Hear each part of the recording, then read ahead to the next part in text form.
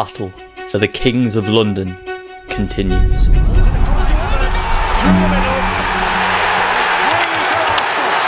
Red versus blue. Up here towards Martinelli!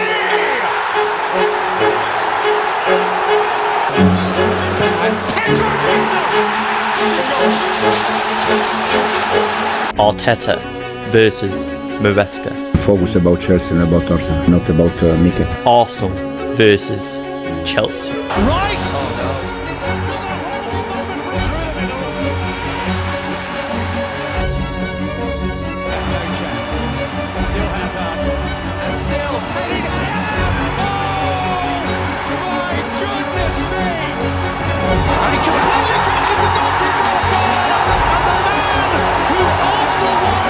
Xhaka pulls it across to Odegaard. So very interestingly, coming into this game, both teams have an identical head-to-head record. Both have 15 wins against each other, with 11 draws between the two sides. So whoever comes out on top in this one will have ultimate bragging rights. Now, Arsenal this season, I don't think have quite lived up to the expectations that everyone had placed upon them. There was so much hype around them at the start of the season, but their season has kind of just fizzled out a little bit. However, they have still been a very solid defensive outfit, conceding the least goals this season and accumulating the least XG against. But recently, Arsenal have really struggled, particularly in the goal scoring department. Over the last 6 Premier League games, Arsenal have generated just 7.27 XG, placing them 15th in the league, only just in front of struggling Ipswich. Compare this to the same 6-game sample earlier on the season, where they create nearly double the XG in the same amount of time. And this drop off has to be a talking point here. And for a team in second place, this is truly shocking. And it does really show just how much Liverpool have dominated this season. Now, of course, the injury to Saka hasn't helped matters at all. But there's been another reason for this downfall, and it comes with Arsenal's struggle to break down a low block. So, without further ado, let's get on to the tactics. I tried to pick out why Chelsea could win this game. Now, this pattern of setting up in a low block against Arsenal can be displayed by some key statistics. And we can see here across the last few Premier League games for Arsenal. We look at the average position of their players compared to that of the opposition against West Ham, Man United and Forest. And we can see that Arsenal are pretty much sitting in the opposition half throughout the entire game, with very little combinations of 3 or more passes being broken into that final third. We can also look at how deep the opposition have been sitting against Arsenal, and also the passes per defensive action stats of those opposition teams. This tells you that opposition teams against Arsenal do not want to press them high. They are quite happy absorbing pressure, allowing Arsenal to pass the ball around in non-dangerous areas, whilst the opposition sit back in a low block, defending the zones well. And we can see this clearly displayed here. Here's Man United sitting in a low block. Here's Nottingham Forest sitting in a low block. And you can see in this particular image here, their lack of central presence. Now, of course, we've known for a long time now that Arsenal still need to go into the transfer market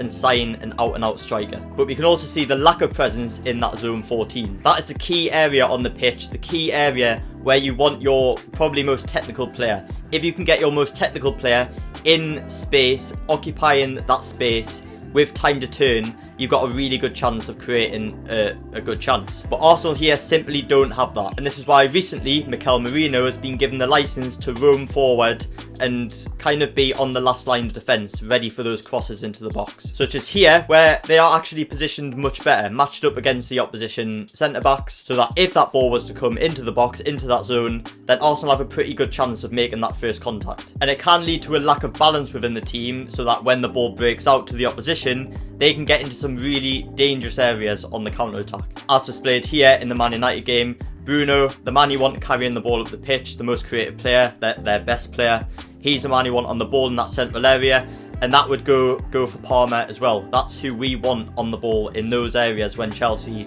are trying to break away from Arsenal, because he's the guy who can make something happen. But Arsenal have actually shown an indication that they are capable of breaking down these low blocks, and it's something that Chelsea need to be aware of. But it's more about, in this case, a lack of decision making for Arsenal and a lack of real quality that they've been missing, of course, without the likes of Saka. So here, for example, is a promising situation. What do you see? You might see that there's no way through, but actually if we look over this side of the pitch, there's a really good opportunity here for an overlap. You can see Ødegaard here has a man on him. So effectively, if that man was to move away, Ødegaard would be free, and you don't want that. So this marker here is effectively pinned down to the shadow mark of Ødegaard, which makes this ball out wide a really good one, because that would make the opposition team have to shift across, and it might free up Ødegaard in that little moment. With Arsenal now having 2 players out wide, they can create that overlap and opportunity. And they do the first part right, but then they don't play that ball for the overlap. And we can see that Arsenal are really threatening the centre of the box with Mikel Merino.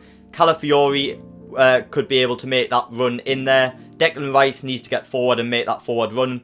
If that ball gets played on the overlap, then Arsenal have created a really good chance there. But instead, like they do many times, they decide to cut back inside, and ultimately they get tackled. Another situation here against Nottingham Forest is when they break the first line of that mid block really well. Tell me what you notice here. If you are just watching the ball in the areas around the ball, you'll notice that, okay, Forest have a pretty good defensive structure here.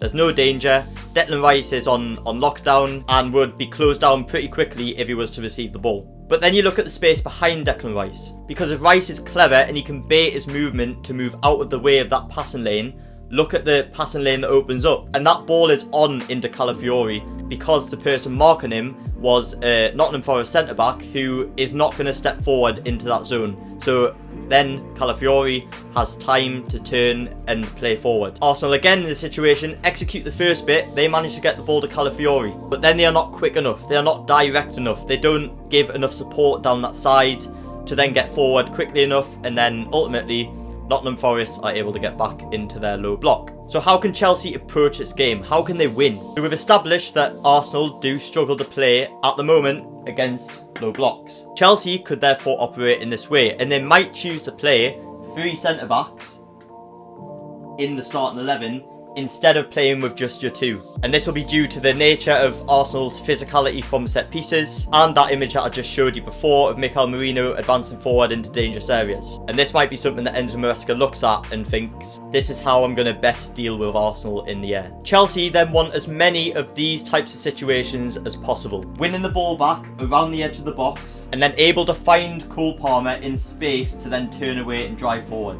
Because this defender will not come forward like this and press Palmer. If a ball gets played straight into there and Palmer turns, these 2 guys are going to have to drop back. And then it's down to Chelsea in a foot race against the Arsenal recovering players to get forward quicker than them. But to also make sure they are wide, because the wider they are when they make these runs, the more it stretches Arsenal's defensive line out.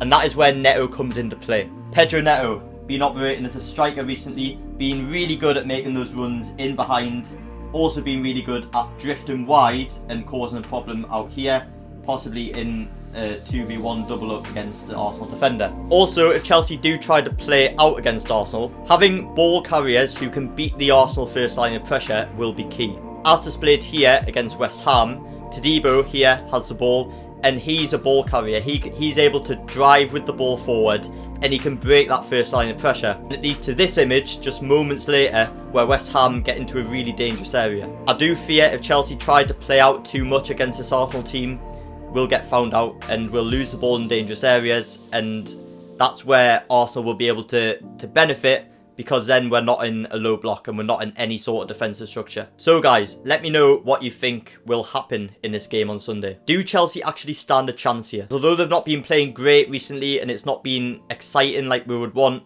I think if Chelsea play their cards right here, I think there's a real opportunity. Let me know what you guys think in the comments. Please follow and subscribe to the page if you did enjoy this, and stay tuned for more. Up the Chels.